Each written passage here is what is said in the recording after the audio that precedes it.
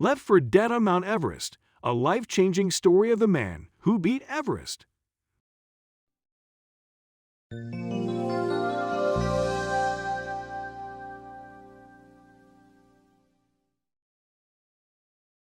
Mount Everest, the highest mountain peak in the world, is every amateur and professional climber's dream and end goal.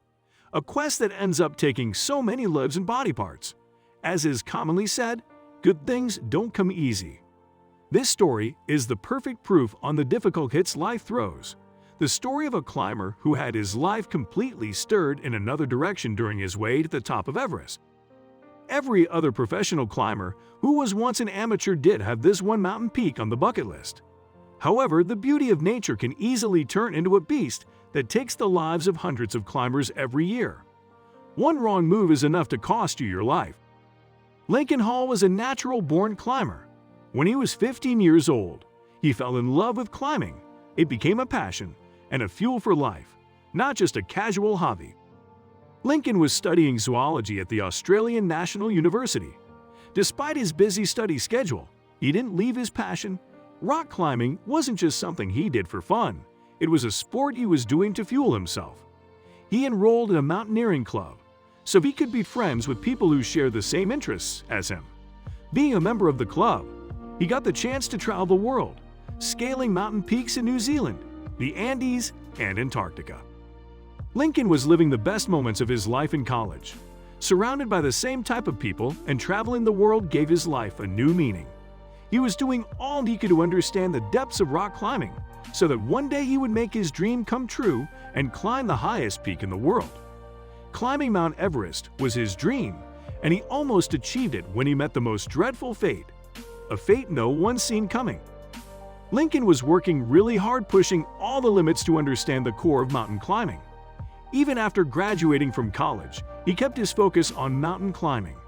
He was lucky enough to be a part of the first team in Australia who scaled Mount Everest in 1984.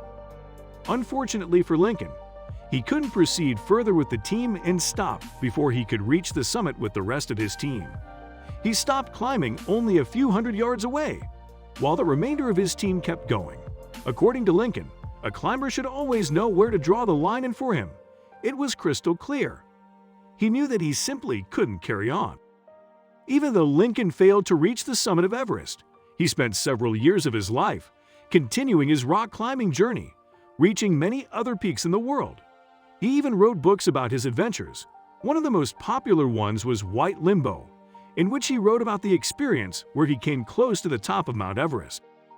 In the back of his mind, reaching the top of Everest was always there. 22 years after his failed attempt at reaching the top, he decided to give it another try, only this time, he was better equipped with determination. Unfortunately for him, things don't always happen the way we want them to. Something unexpected happened to him that day. This time Lincoln was part of a team that was also trying to climb Everest for the very first time. It was his second time, but he could feel the same excitement he did in his first time. Among the team members, there was a young 15-year-old climber who reminded him of himself when he was the same age. The young boy wasn't able to reach the top of the mountain and had to stop midway. Lincoln knew that it was just a start for him and that the boy will have another shot later on in his life. Lincoln, determined this time, did reach the top for the first time, an achievement that didn't come without cost, as he would later find out. At last, Lincoln's dream of reaching the top of the mountain was fulfilled. After waiting 22 long years, he was finally able to achieve that one dream every climber wishes for.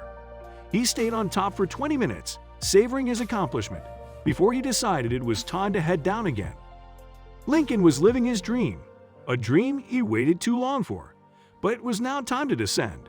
On his way down, he began sensing altitude sickness, commonly known as cerebral edema.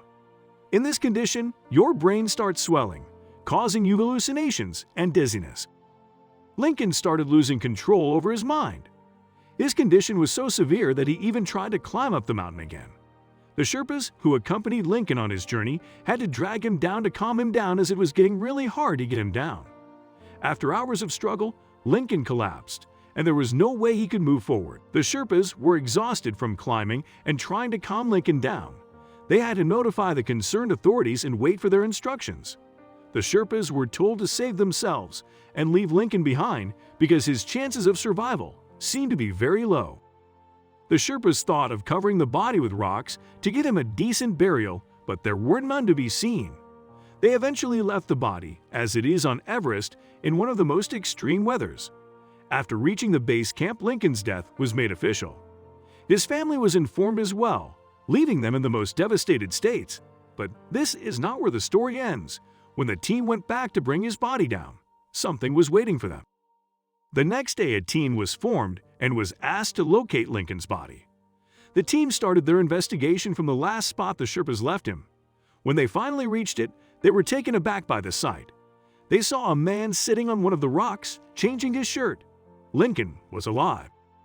One of the climbers from the team recalled the experience, saying, "He had his down suit unzipped to the waist, his arms out of the sleeves, was wearing no hat, no gloves, no sunglasses, had no oxygen mask, regulator, ice axe, oxygen, no sleeping bag, no mattress, no food nor water bottle." The fact that Lincoln was alive was a pure miracle. There was no way a man could survive the extreme atmosphere of Everest. But Lincoln did. He survived the night without oxygen at an altitude of 28,000 feet, barely clothed. The rescue team brought Lincoln back to the base camp, where he was kept under medical observation. Lincoln was suffering from cerebral edema, frostbite, and several injuries. Even though Lincoln managed to recover from the damage he suffered from the height, he did lose 8 fingertips to frostbite. Fortunately, he was able to recover from the cerebral edema. Every professional hiker must wear 2 layers of shoes, an inner hard layer, and outer layer mainly for insulation and picks for the heavy snow. They are great for protection, but if left for long unwanted hours, could cause you some serious damage that can lead to losing a toe. When asked on how he managed to survive, Lincoln said that it was all because of his training he has been receiving all his life. Despite the fact that he was able to survive the incident, his life didn't get any easier. On the contrary, it only got harder. After the incident, he was happy and thankful to God and authored several books on mountaineering, including White Limbo, 1985, which was about his first expedition, and then wrote The Loneliest Mountain, 1989, which had all the details about his trips. It was just a beginning and soon Lincoln was seen on TV. Everyone who has read about Lincoln's life story was left in awe. A documentary about his experience was prepared by an Emmy-nominated director. He became a celebrity and his life witnessed radical changes. His career took off and there seemed to be no stop. But good times don't last for long. He wrote 2 more books, this time telling the world about the near-death experience with Everest. Dead Lucky, Life After Death on Mount Everest, 2007, and Alive in the Death Zone, Mount Everest Survival, 2008. In 2011, he was interviewed again on a famous American TV show, I Shouldn't Be Alive. His story was again in the news and people were amazed to see his recovery and the way his life was going. Unfortunately, all good things must come to an end. He got a call which informed that he was suffering from mesothelioma. On March 20th, 2012, he passed away in Sydney, Australia at the age of 56. Lincoln shared a very beautiful message about death. In Tibetan Buddhism, death is interpreted as consciousness, leaving your body in separate stages over a period of time. It's different if you're run over by a truck, but if you're just dying, say, on Everest, there are stages of death. I ticked the first 2 of those 8 stages, and for some reason the process reversed. So I think saying I died is probably more accurate than saying I didn't.